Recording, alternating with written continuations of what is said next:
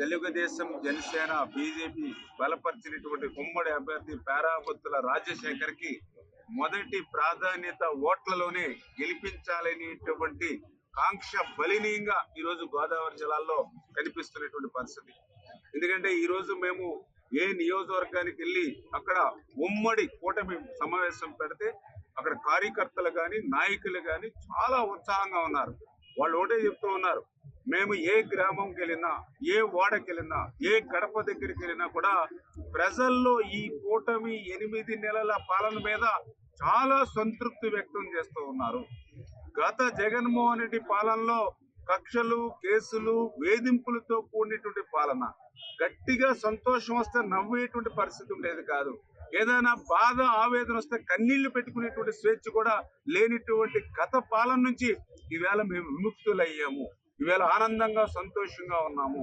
ఒక అమరావతి రాజధాని ఈవేళ మళ్ళీ పట్టాలెక్కింది. ఒక పోలవరం మళ్ళీ 2027కి పూర్తవుతుందనేటువంటి ఒక లక్ష్యం ఈ రోజు చంద్రబాబు నాయుడు గెలుస్తూ ఉన్నారు. స్టీల్ ప్లాంట్ ని ప్రైవేటీకరణ కాకుండా కాపాడగలిగారు. ఏదైతే ధాన్యం బకాయిలు 1650 కోట్లు జగన్మోహన్ రెడ్డి పెట్టిపోతే మళ్ళీ మాకు ఆ డబ్బులు అందజేశారు. ఏదైతే ఫీజు రింబర్మెంట్ 1000 కోట్లు బకాయి పెట్టిపోతే మళ్ళీ మొన్న నారా లోకేష్ బాబు గారు ఆ 1000 కోట్లు మాకు రిలీజ్ చేసి మమ్మల్ని ఆదుకున్నారు. ఏదైతే పోలవరం నిర్వాసితులు ఎవరైతే ఉన్నారో ఆ రోజు చంద్రబాబు నాయుడు గారు ముఖ్యమంత్రిగా 2017లో 830 కోట్లు ఇచ్చారు. మళ్ళీ ఈ రోజు చంద్రబాబు నాయుడు గారు ముఖ్యమంత్రిగా 1000 కోట్లు ఇచ్చారు.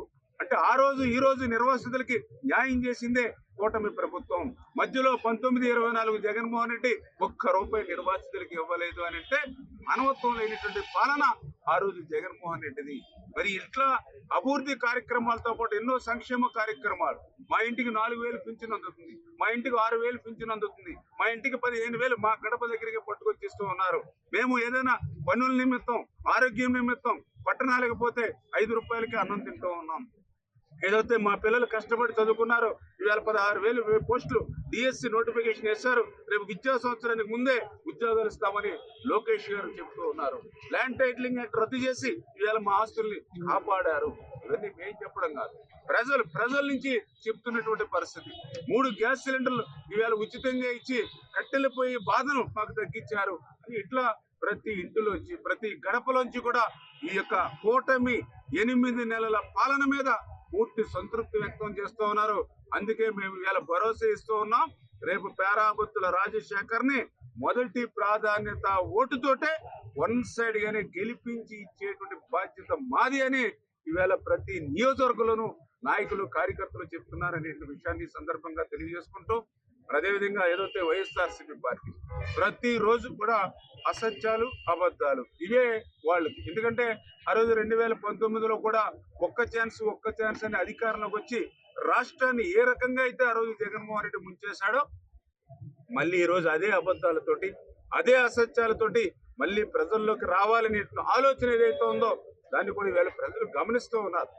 ఎందుకంటే దానికి ఉదాహరణ పోలవరం ప్రాజెక్టు.